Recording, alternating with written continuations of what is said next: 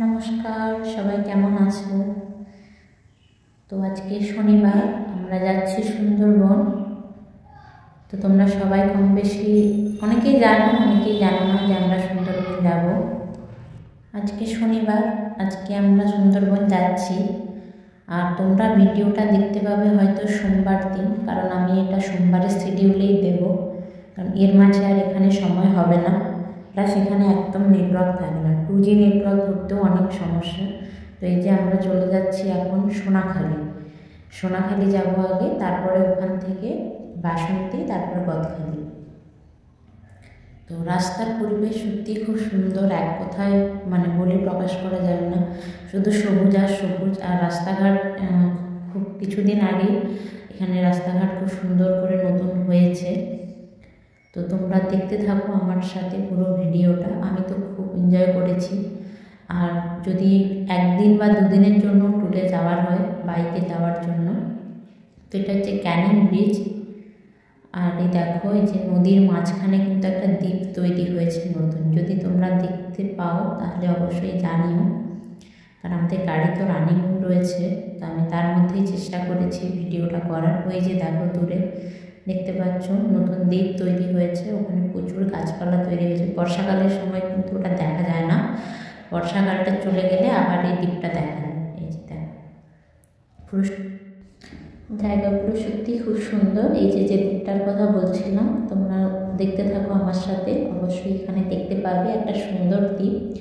আর তোমরা কিন্তু চেষ্টা করবে এইসব ব্রিজগুলোতে, যদি কেউ বাইক নিয়ে যাতায়াত করো, অবশ্যই হেলমেট রাখার, কারণ এই ব্রিজগুলোর সামনে ওঠার মুখে বা ওদিকে নামার মুখেও কিন্তু পুলিশ থাকে। ভিডিও ভালো লাগলে অবশ্যই একটুখানি শেয়ার করে দিও সবাই। দ্বীপটা পুরো সবুজ হয়ে গেছে। তো তোমরা কারা কারা গেছো এর মাঝে সুন্দরবন অবশ্যই জানিও, আর কিভাবে গিয়েছো সেটাও জানিও। আমরা বাইকে করে যাতায়াত করি বলে আমরা সেই জন্য সোজা একদম কলকাতা থেকে বাইক নিয়ে বাই রোড বেরিয়ে যাই। তোমরা যদি চাও দেওয়ার পর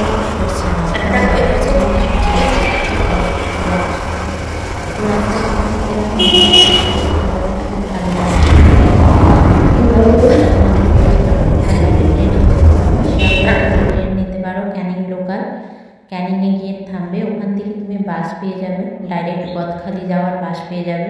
যদি অটো করে যেতে চাও তাহলে অটো ওখান থেকে সোনাখালি থেকে অটো নিয়ে তুমি গদখালি যেতে পারবে। অনেকেই বাসে যাতায়াত করতে পারে না, তো তোমরা হচ্ছে বাই অটোতেও যেতে পারো, কোনো অসুবিধে হবে না। আর এখানে পাশে কিন্তু প্রচুর ধাবা রয়েছে, ছোটো ছোটো ধাবা তৈরি হয়েছে। চা কফি কোনো কিছু চাইলে বা সকালের ব্রেকফাস্ট এগুলো সব কিছুই পাবে। তো খাওয়া নিয়েও কোনো চিন্তা নেই, শুধু সাথে একটা জলের বোতল অবশ্যই রেখো। আর সবথেকে বড় ব্যাপার যে ক্যানিংয়ের পর থেকে কিন্তু রাস্তার পাশে কোনো ওয়াশরুম নেই। এটা আমি তোমাদেরকে আগে থেকেই জানিয়ে দিলাম, কারণ এটা অনেকেই প্রবলেম ফেস করে, ঠিক আছে? তো সেই হিসেবে তোমরা চেষ্টা করবে ক্যানিংয়ে যদি ওয়াশরুম যাওয়া হয় যাওয়ার জন্য। আর রাস্তা ধারে এরকম প্রচুর কিন্তু নার্সারি দেখতে পাবে যেতে যেতে। এখানে প্রচুর গাছ আছে, প্রচুর নার্সারি। আমরা এখান থেকেই কিন্তু ড্রাগন ফলের চারাগুলো নিয়ে গেছিলাম।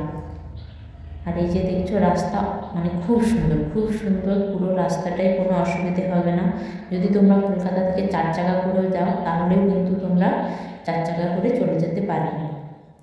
আমরা প্রায় গদখালির কাছাকাছি চলে এসেছি।